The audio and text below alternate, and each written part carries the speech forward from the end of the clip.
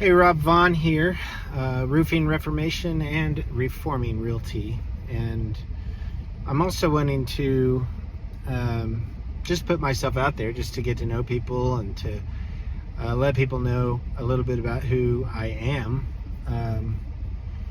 Not just put business stuff out there, not just try to reel people in for using this, but just to kind of share thoughts and a little bit about who I am personally. But a lot of you will know me. I mean, we're probably friends on Facebook for a reason, but there's a lot of people out there who may not know who I am. And so in light of things going on in the world, in light of the recent assassination of Charlie Kirk, and that's been now, I don't know, 12 days, 13 days, something like that now. I just wanted to share with you what we've been dealing with as a family, as Christians, in our church and amongst the men of our church. So Sunday night we had a men's fellowship where we all gathered together, and one of the questions that was asked, the primary question that was asked was, how has living out the gospel cost you anything? And I kind of struggled with that. I struggled with it because my first thought was, has it cost me anything? And in some sense I thought, well, no, not really.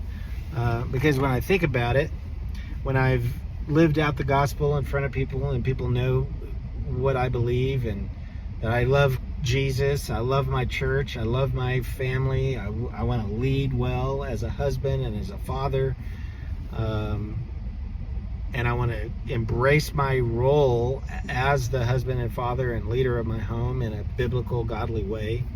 I want to raise my children up in the fear and admonition of the Lord. I want to do these things and not hide those things under a bushel, but we're to let our light shine before men. We're to be salt and light in a world who rejects Christ. We want to proclaim him.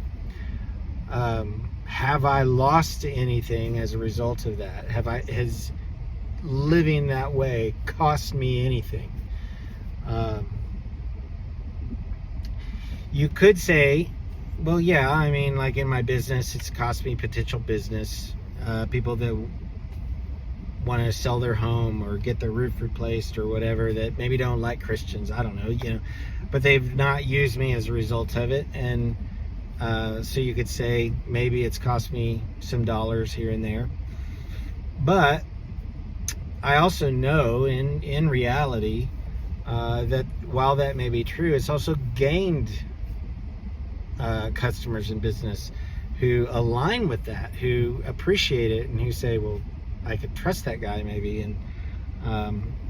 and so they've used us as a result. So God's blessed our business because of living in such a way where people know what I stand for, who I am, that I love the Lord, and as a result I love them, and so they use me as a result of that. So has it cost me?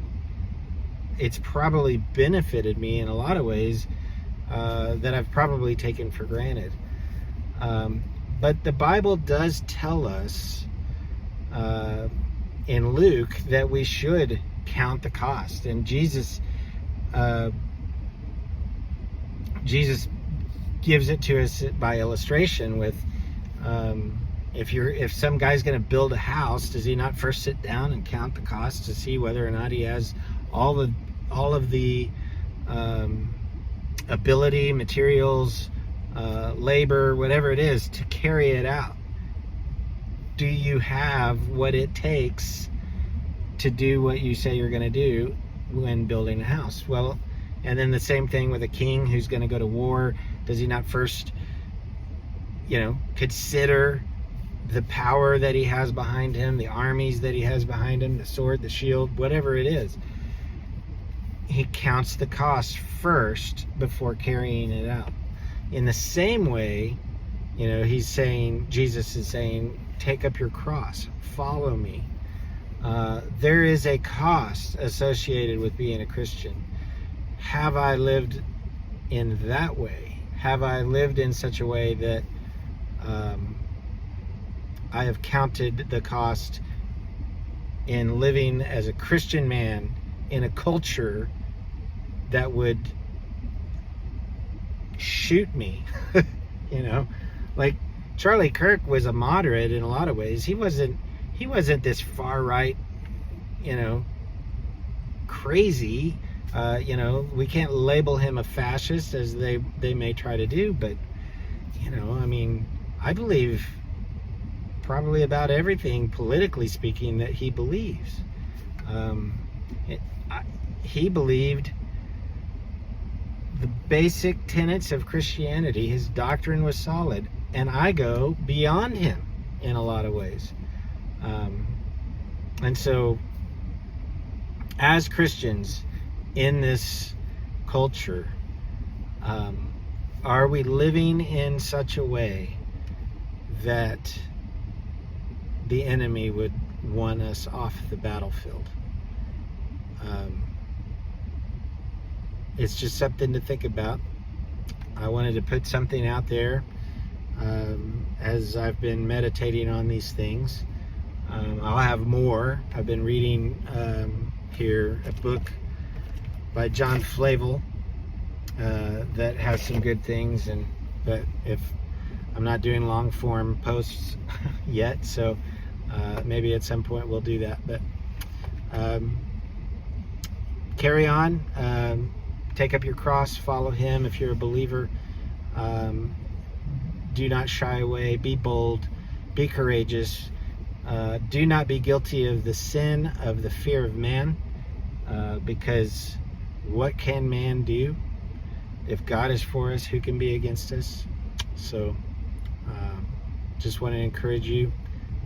Reach out to me, let me know how I can pray for you. And until next time.